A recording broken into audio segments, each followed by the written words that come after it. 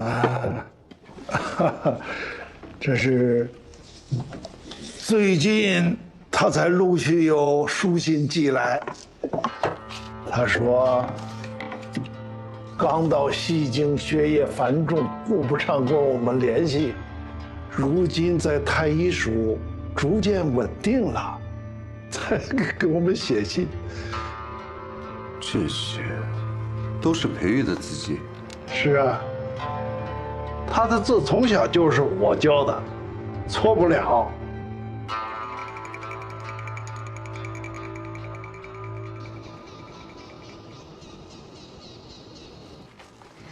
什么时候的事？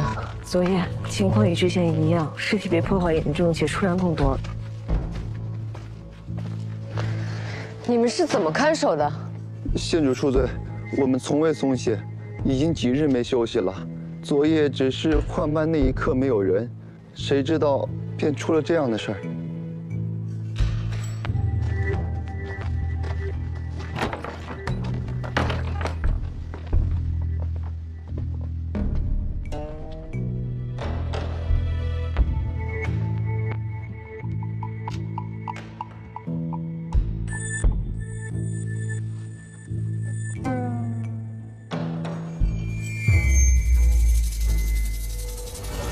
奴婢只与药童说过几句话，不曾与医监们相识。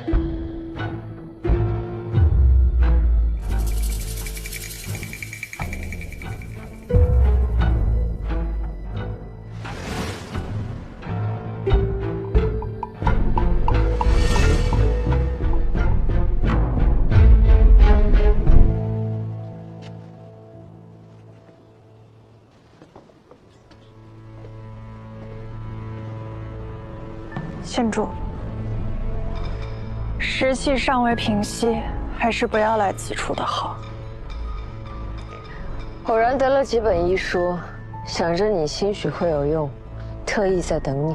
县主有事便问，不必这般客气。进屋聊吧。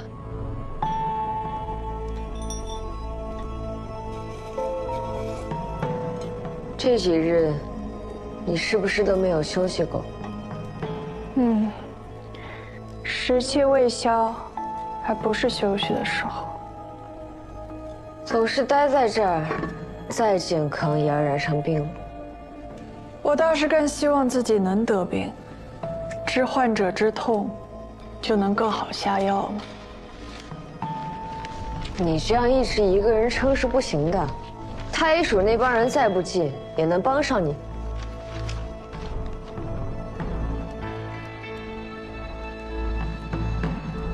你说过，人心隔肚皮，你很难看得清。其实世人大多都会伪装，哪有真的能做到至情至性之人？县主想说什么？我听不大明白。若想找全无伪装之人，除非真能把人剖开看看，里面那颗心是什么颜色。那断然是不行了。但我也好奇，人这一层皮囊之内，究竟装的是什么？裴一公，你作为医者，难道不好奇吗？我只负责救人，杀人的事我不做。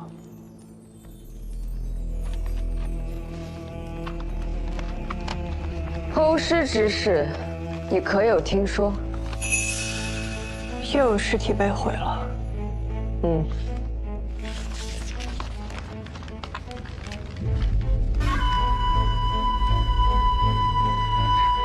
这里的尸体都是染过湿气的，县主刚康复不久，还要多加小心。回去记得把外面的衣服都烧掉。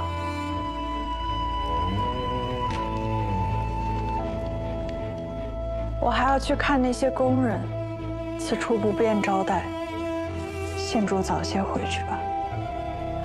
多谢。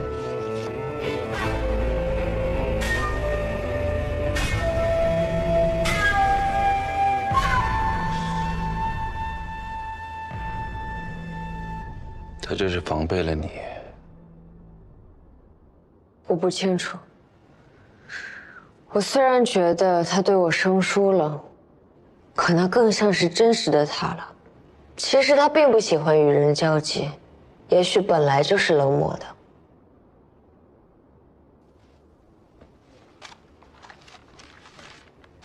国兄的信。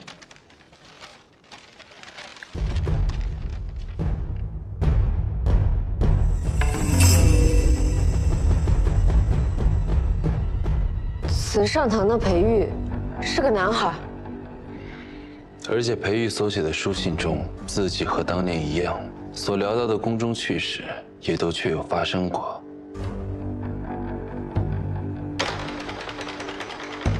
所以这个裴玉也在宫中。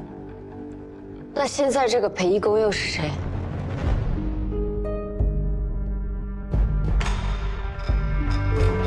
裴玉入宫记录的确是女子，本是男子，随宋怀幽进宫，却变成了女子。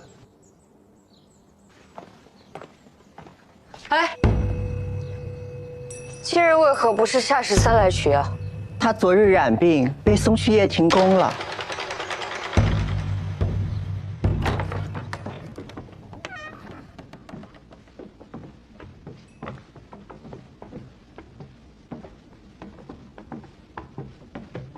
这里就是夏13的床铺。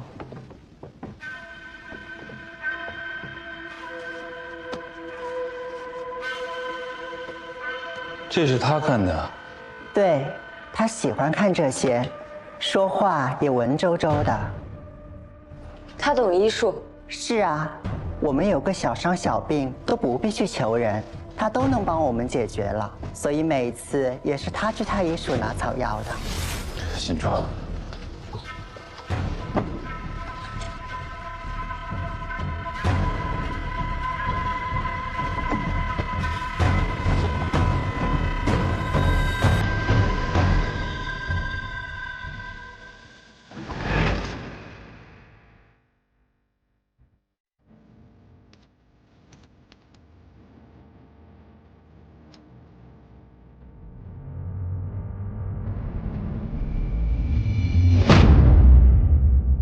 这刀口和停尸房的尸体上是一致的。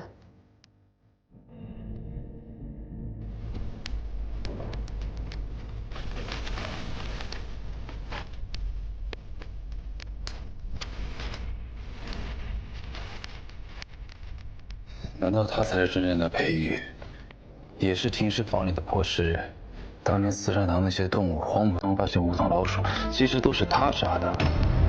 他懂医理，却成为了内侍。而现在太医手里的裴玉，不知道用了什么方式，和他对调了身份。染病的人会送去裴玉那里，裴玉有危险。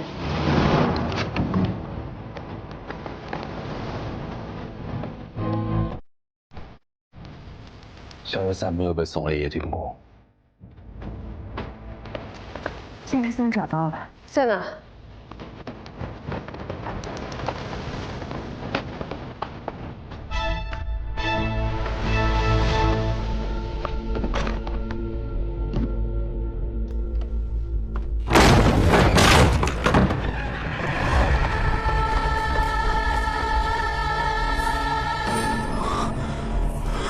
是他，他是破尸人。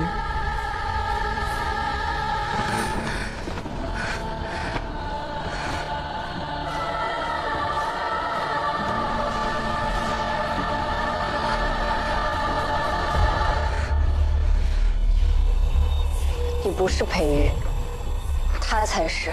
他身患湿气，你若不医治，他也命不久矣。何须如此？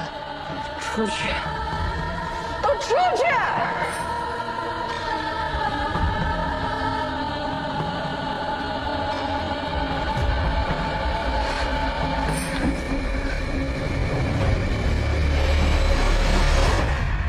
为什么不抓他？他杀了人，还不能证明他就是凶手。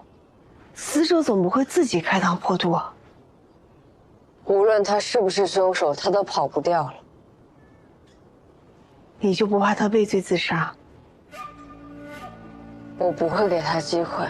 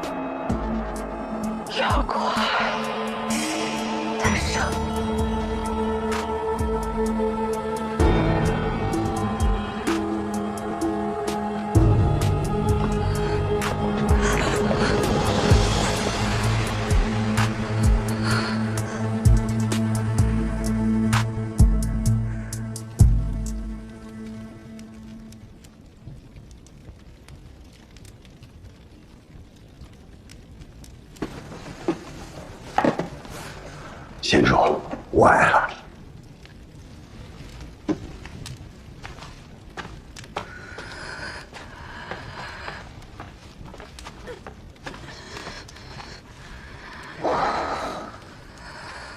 药方交给太医叔。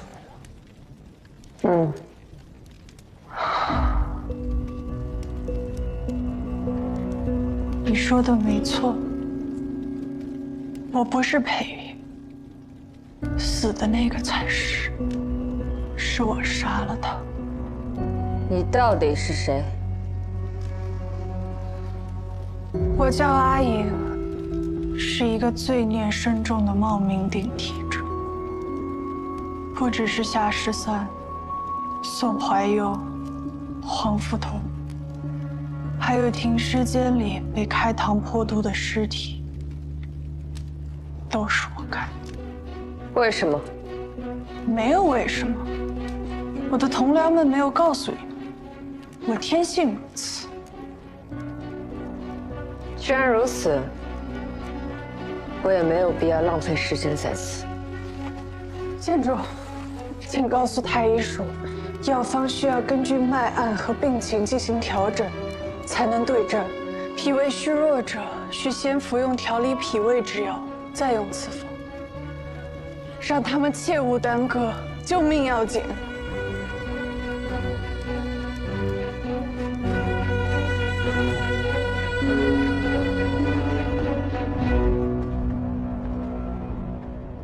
看好他，查明一切之前，不能让他出事。还要查？那个阿莹不是都已经认罪了吗？我在内业局这么多年，也没见过这么凶残的场面。说不通。他伪装的太好了，若不是顾司局查出来他冒充裴玉的身份入宫，恐怕还会一直隐瞒下去。那个真正的裴玉为了报仇，化名夏13日入宫做内侍，却反被他所杀，开膛破肚，这绝不是一个正常人能做出来的事。对了，他自幼虐杀动物，县主，他就是个以杀戮为乐的疯子。若真如此，夏13入宫多年，他何须现在才动手？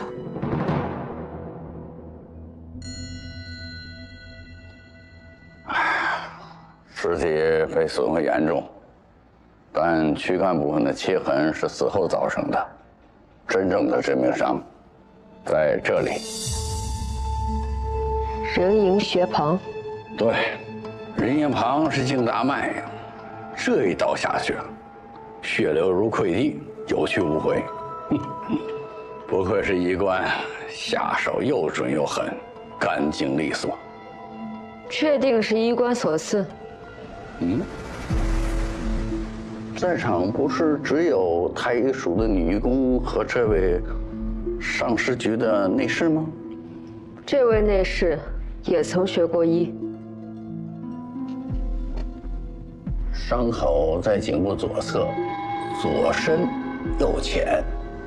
刀是从右手侧刺入颈部左侧的，不是在死者对面从左侧刺入。裴玉惯用手，也不是左手。难不成死者真的是自杀？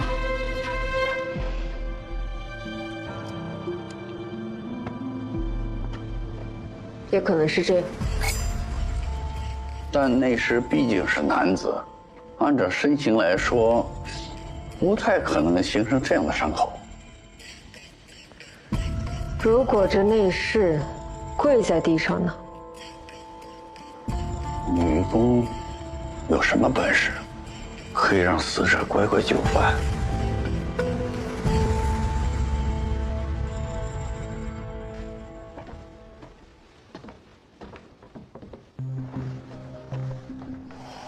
这次现场太过惨烈，本不需太史常来此。和县主一起见多了这种场面，并不会觉得害怕，反而会觉得这些血迹是死者最后留在人间的话，等着我们去解读。可有什么发现？我们赶来时，夏13已死，所以并不知道凶案究竟如何发生。此处血迹最为集中，是夏13被抛尸之处。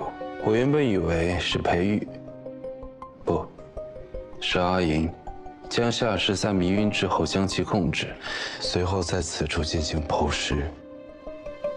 但我在此处也发现了血迹，这里应该是夏13遇害的地方。随后被阿银拖到了光线更好的窗户边上，但我在这里并没有发现拖拽尸体的痕迹。不是这样。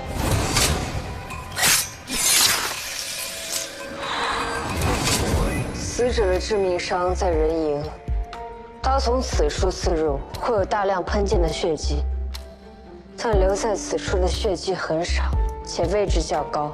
夏13当时应是呈站立姿态，也就是说，是阿银挡在了夏13面前，挡住了一部分血液。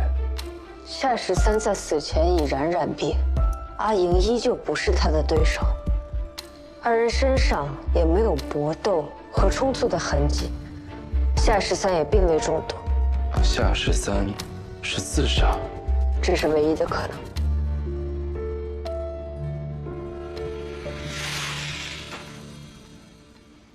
我查了从年初到现在的记录，发现两人交集竟有数十次之多。若按照阿银所说，夏13对他怀恨在心，想要复仇，为何入宫3年，不仅迟迟没有下手，还频繁见面？可夏13在其他时间也会去宿建于宫中，他们的交集也可能只是巧合。我统计过，刨除与阿银重合的日子，夏13大多每10天去一次宿建于宫中，这同他去其他宫中的频率一致。也就是说，夏13在轮班之外，会特意在阿银去给苏婕妤送药那天与同僚调班，然后告诉我，你看到了什么？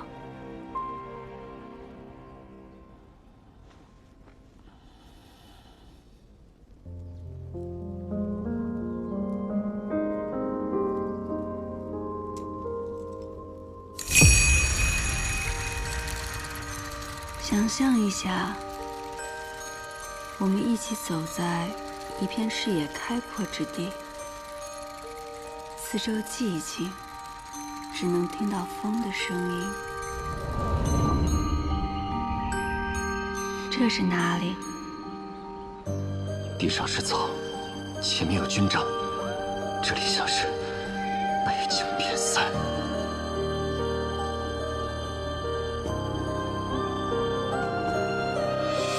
前方会出现2个人，当他们转过身时，你会看清他们的样貌。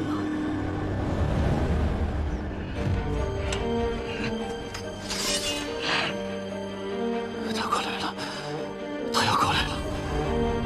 握紧我的手，别躲开，也别跟他厮杀。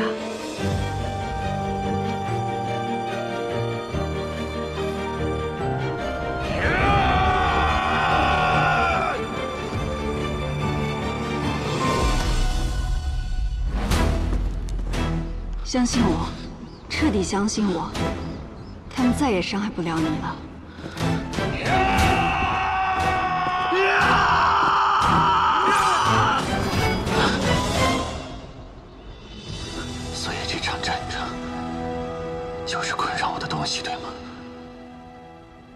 你再看看，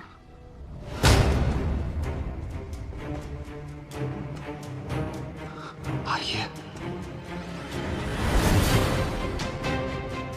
阿姨，阿姨，阿姨！放轻松，这里没有别人，这里只有一间让你感到安心的住所，里面住着一个人，他不会伤害你。进去吧。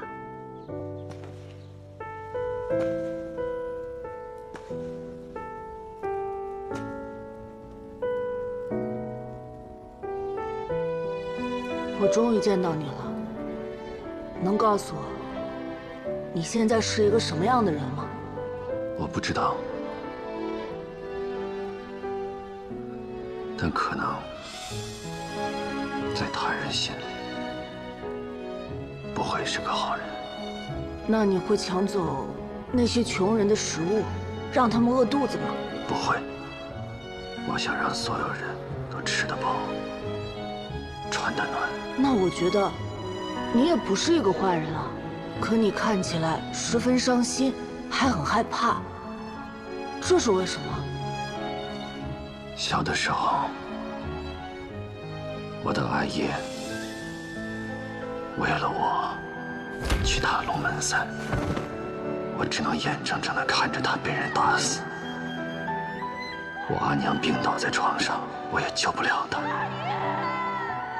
在战场上，我面前站着无数个敌人，脚下是弟兄们的尸首和鲜血，我救不了他们。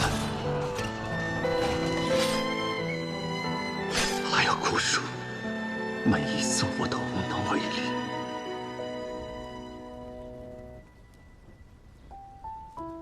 那么，怎么样才能不失去他们呢？让自己变得更强大，只有这样，才能庇护弱者，保护我身边的人。我不想再看到任何其他的孩子跟我一样，成长在苦难之中。但是，再强大的人，也不能护好每一个人啊。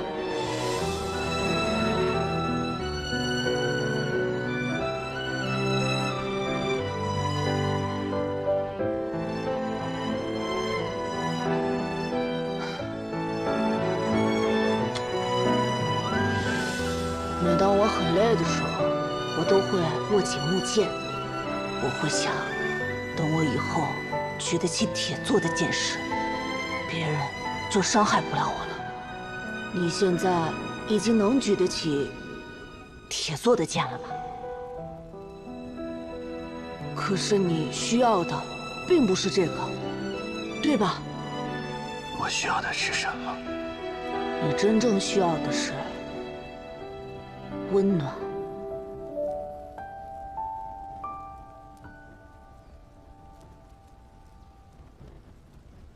你想带我离开，还是让我留在这里？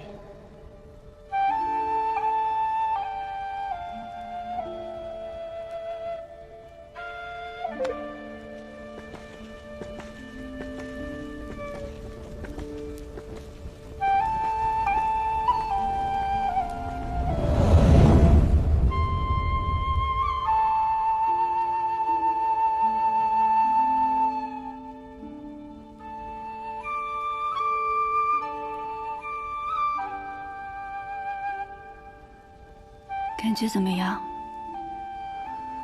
我兴许能睡个好觉了。倒是你呀，尽说我每日睡不足2个时辰，你又何尝不是？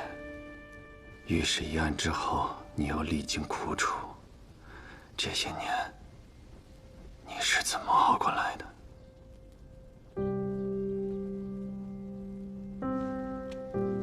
反正已经熬过去了，我不想再提。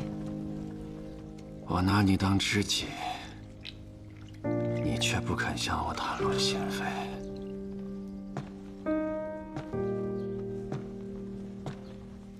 你我能做知己，已是难得。难道知心之交就不准对方有所保留吗？是啊，已是难得。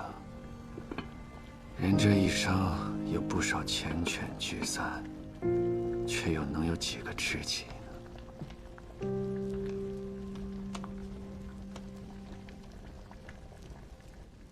夜宴一事，圣上并没有惩治李宗旭，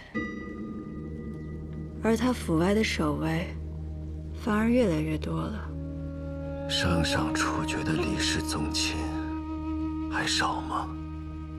至今未动李宗旭，那就说明圣上有他自己的用意。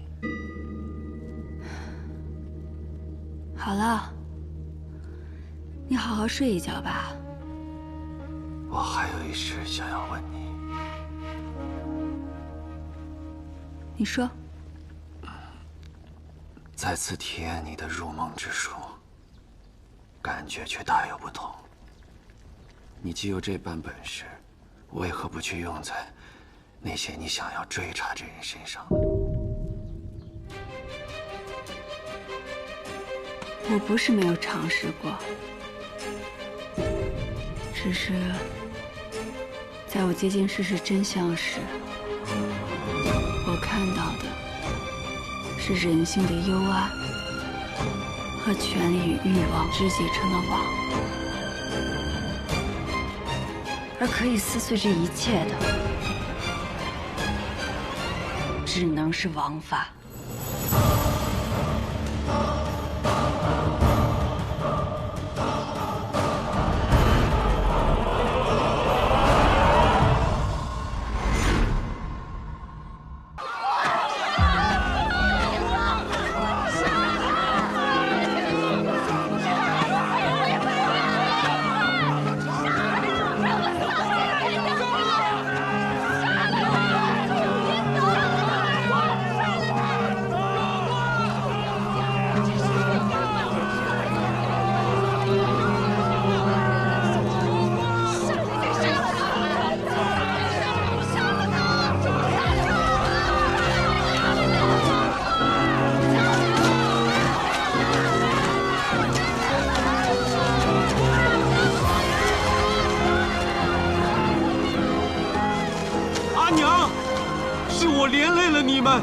你们难请，云前来世只能做牛做马，再来相报了。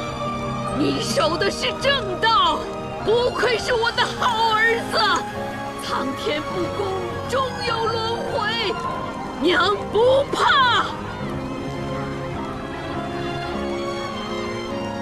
黄泉路上，牵紧阿娘的手，知道吗？黄泉路上，一定要牵紧你阿娘的手啊，我的儿！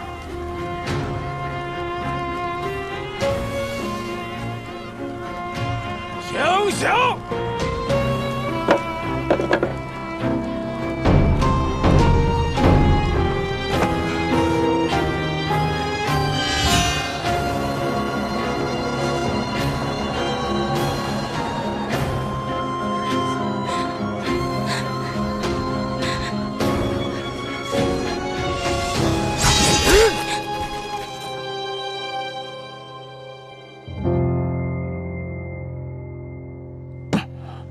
你们都给我听好了，调你们去明义坊修天圣塔，那是对你们的恩赐。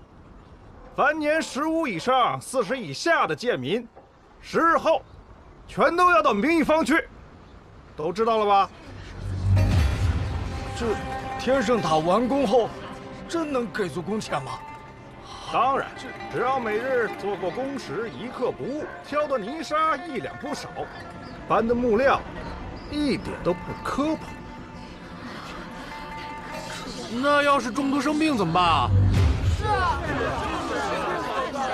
我这是被人庇护久了，都成了大爷了吗？都忘了自己的身份了吗？因病误了公时，那是大罪。哎，官爷慢走，官爷，求你通融一下，家里就我一个人带着孩子，他还小，你说我这一去几个月，他可咋办呢？官爷，哎，不，官爷，滚！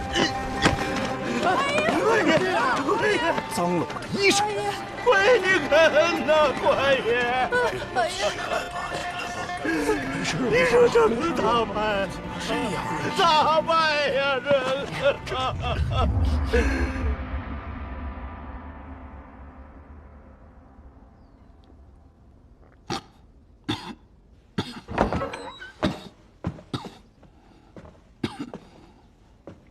少卿，身子好点没？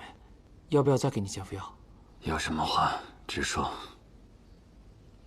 江作坚奉命修天圣塔，说修塔人手不足，要征调芒沟的人去修。我担心。少卿，你去哪儿？你不会去找江作坚理论吧？什么江作坚？我知道是谁在捣鬼。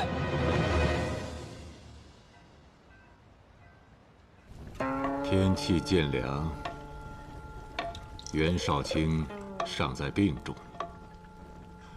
来人呐，给少卿端个火盆来。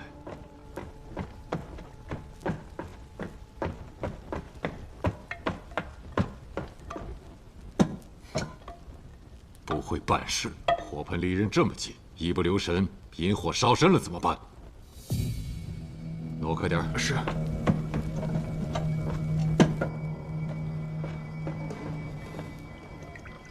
海公，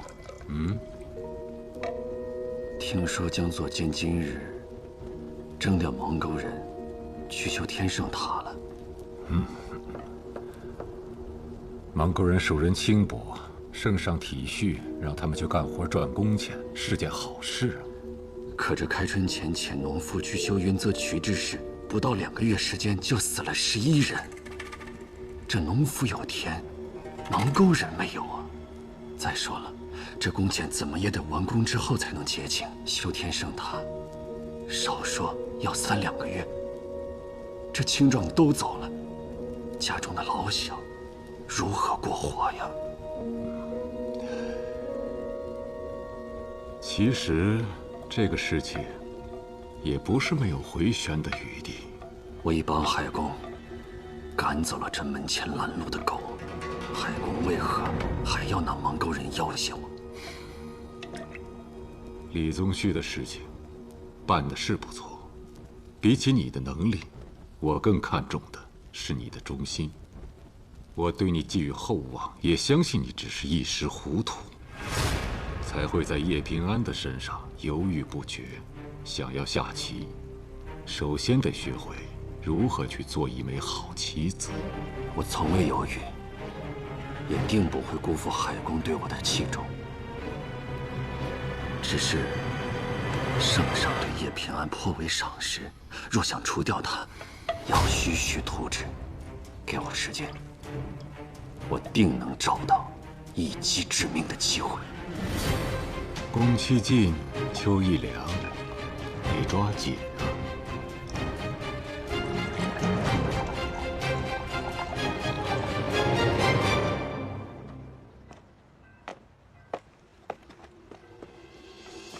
少卿，近些日子，你先帮我盯着点叶平安，有任何事情及时向我汇报。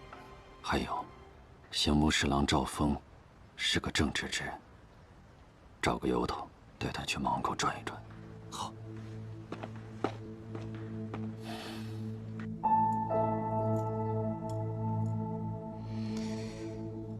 徐青当了一只只值几两银子的铜牛，那智库掌柜为何要说谎？要我说啊，咱得想个法子拿到当铺，看看他们到底搞些什么鬼。若真有问题，也不会记在明账上，应该还有本暗账。霓裳，你在万国乡打探一下，金鹿智库背后的人是谁？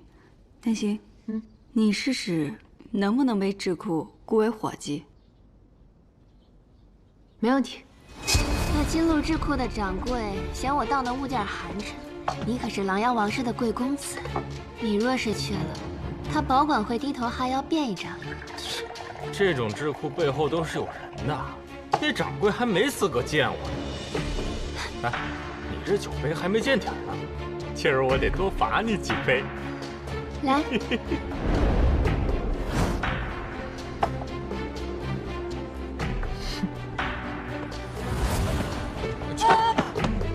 掌柜的都把话给你挑明了，他是我舅舅，我才在这儿干活的。你非亲非故的，还想当伙计？走。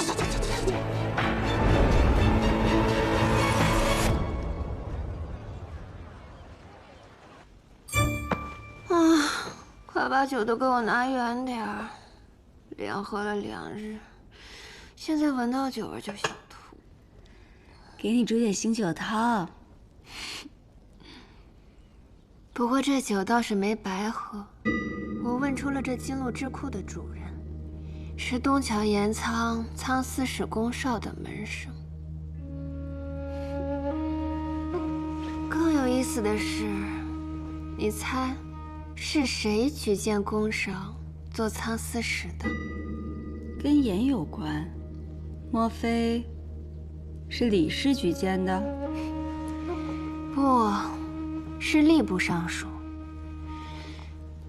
你的好海公海宜嫔。那你见到这个女子的时候，你阿兄在她身边吗？哟，嫣儿也在啊，那就一起吃些点心吧。没想到你刚任使职，就有人在背后陷害你，此人是何目的？是不是记恨你，对付度量？海宜嫔，可你不是已经查出，他跟于谦是挚友吗？是挚友又能怎么样？就不会因为利益冲突反目成仇吗？别人我不敢说，但我们俩绝对不会。安昌非常重要，你们再仔细打探一下金鹿智库。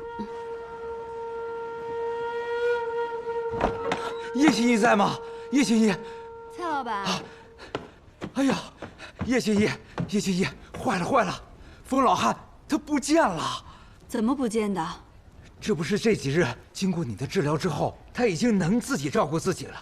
结果我就大意了，今天买家多。这院子的前门、后门我就都没关。等我招呼完买家，一喊他，我才发现人没了。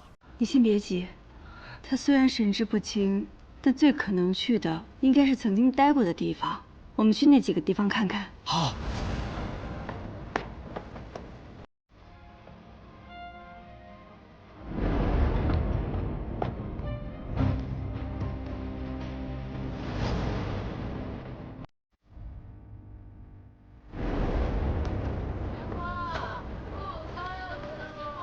就这，这就是我当初遇见他的地方。这能想到的地方都找遍了，这人能去哪儿啊？你说？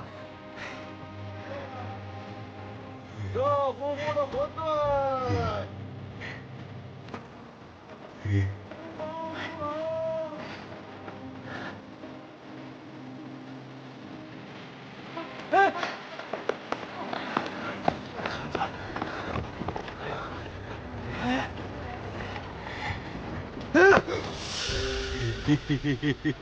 哎，吓死我了！找你找的腿都快断了。秋日好，地里秋草冒尖头，歌里草喂猪羊，洗净皮毛我切四方。编得真好。你是屠户吧？在这圣都吗？圣都？对，我要去圣都。你能带我去圣都吗？好，我带你去圣都。多谢。今日秋高气爽的，反正都出门了，不如带他透透气再回去。好。秋日好，地里秋草冒尖头，歌里草喂。我儿是冤枉的，求求你们发发慈悲，滚开！让我见见尚书吧！就你还想见尚书？别在这胡搅蛮缠了！别打我！别打我！别打我！别打我！别打我！好大的火！我灭了蜡烛，我灭了！我想起来了，不是我放的火，火不是我放的，我没有对不起我女儿，是你们冤枉我，是你们陷害我，就是你们！你疯了？你知道这是什么地方吗？这回家，回家，走。你是不是想起了什么？想起自己叫什么了吗？别打我！我没有对不起我女儿，别打我！放心，有我们在，没有人会打你。你女儿，你想起你女儿叫什么了吗？女儿，莲花。我女儿叫常莲花。你先起来。你快起来，起来。所以你姓常。我姓常。就常去，我求求你们，快救救我女儿吧，给我女儿伸冤，求求你们！我们一定想办法为你女儿伸冤。对，伸冤，好吧？不，你们都是一伙的，你们让我坐牢，还让人打我，你们全是骗子！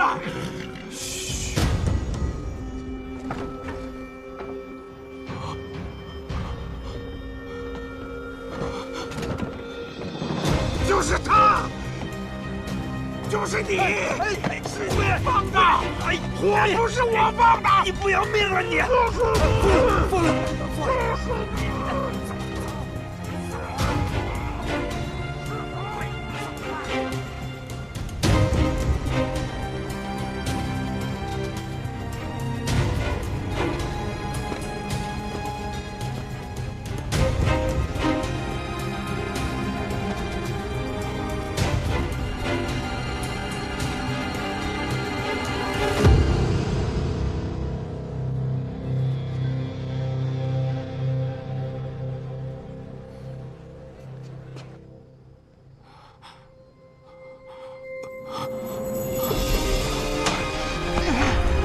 你不小心才走的水，他们是疯子，我诉你们！不是我，不是我！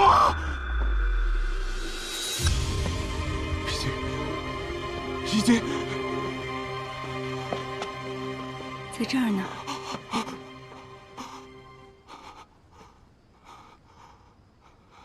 你女儿给你织的披巾，真漂亮。我女儿的脾气，我女儿，你认识我女儿？我不认识她，是我猜到的。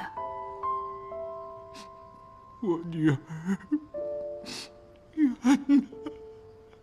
我要为我女儿伸冤呐！